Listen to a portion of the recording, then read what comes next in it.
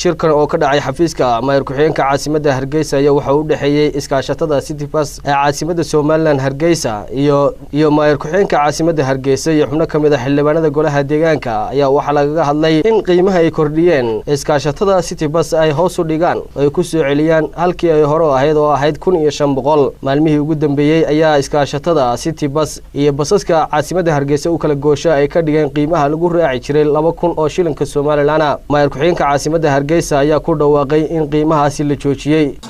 oo ay taariikh tahay 7 bishii shanaad ee 2017 waxaan halkan ka cadeynaynaa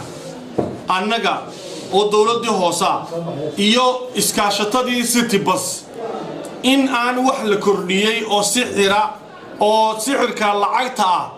ee qofkii lagu qaadi jiray 1500 in maanta laga bilaabo 1500 lagu qaadayo wax allaaliya wax ka badan oo lagu qaadayo haday istaamad oo dhan tahayna aanay jirin waxaan halkan aad iyo aad ugu mahadnaqayaa gudida dhammaan iyo City Bus intay ka kooban tahay iskaashatadaasi waa iskaashato la xajalo fara badan dalkan kale waa iskaashato la xajalo fara badan caasimadan kale annagoo og dhibaato kasta oo haysa oo intan dadka haysa haday tay raashinkii iyo lacagtii iyo wax walba inay ku qaali garoobeen roobkiina raagay og haddaba iyagana inay inta ay leeg hayso waxaan aad iyo aad ugu mahadnaqayaa go'aanka adag ee raganimada leh ee ay nala qaateen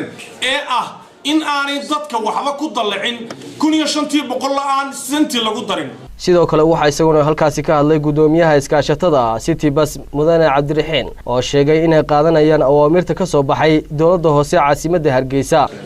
waxaan idin sheegayaa in basku yahay qiimihiisii hore